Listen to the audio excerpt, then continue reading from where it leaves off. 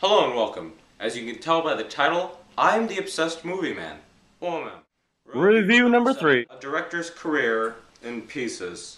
Some of you may recall the strange adaptation of The Phantom of the Opera, a movie never fully reviewed. We are told, ladies and gentlemen, that this is the very director who made Batman and Robin, the famous disaster. Perhaps we can frighten away the ghost of 7 years ago with a little help in this review. CTQ. Come on, get up. I need your help with this review. What one? Joel Schumacher's Phantom of the Opera. Get out.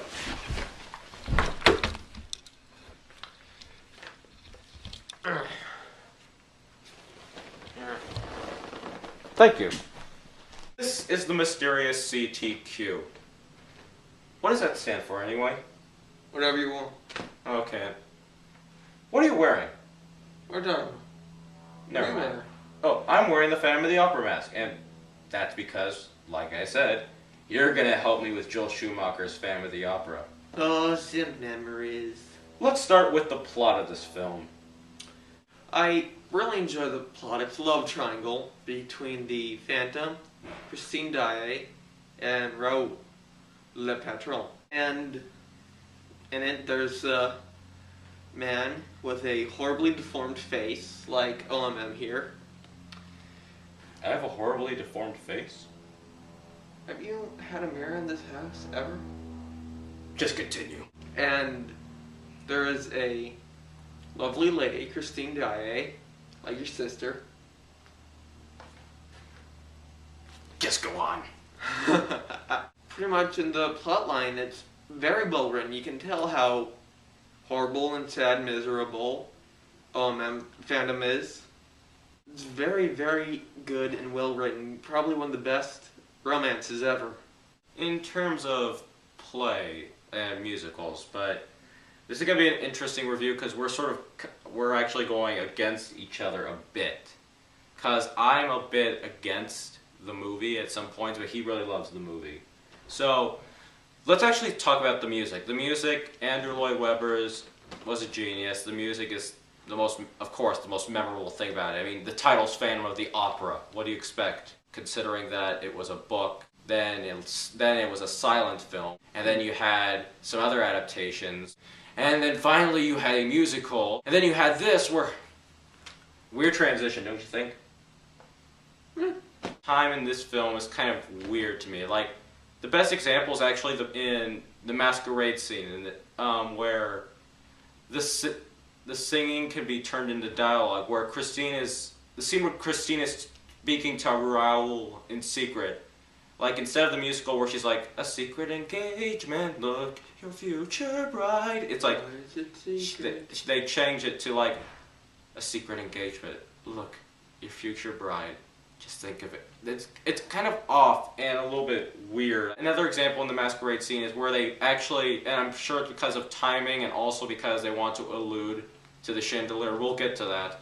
They mix some songs together, like in the Why So Silent song, when the Phantom is talking about his new play, he adds lyrics from another song that's in the play. They kind of just mix them up. But overall, the music is good. The singing is not that good. And I think this is where we're going to go a bit against each other. Yeah, it's very obvious that it's voiceover. Yeah, voiceover or manipulation. It was confirmed that not many of them had experience with singing. Ironically enough, the one who had the most experience with singing was the person who played Carlotta.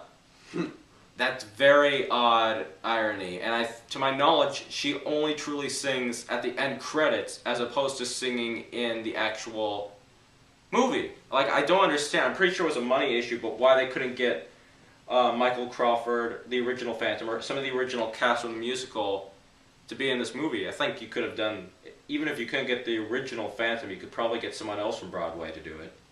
Yeah. It is obvious that some of them are not A-list singers, and that just kind of annoyed me a bit. Yeah, but they probably wanted someone who was an expert in acting and an expert at singing, and couldn't really get both in the same.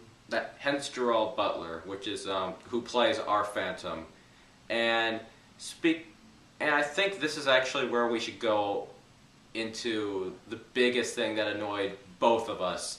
The Phantom's deformity, which is the keynote in every single adaptation. The biggest part to get the Phantom is his deformity.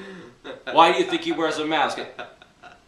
Yes, he actually knows something, and you should listen to him now. Some of you may have noticed it, but he pointed it out to me. Attention YouTube. During the Great Unmasking in The Point of No Return.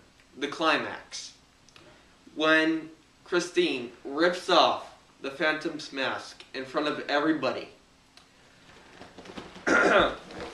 his hair starts off brown, black, dark color hair, and 2 brown eyes. However, once he is unmasked, his hair turns blonde, I believe this eye turns blue, and that eye remains brown. We pan away to see the audience's reaction, them gasping in horror. It's Gerald Butler! And then, this eye is brown, and that eye is blue.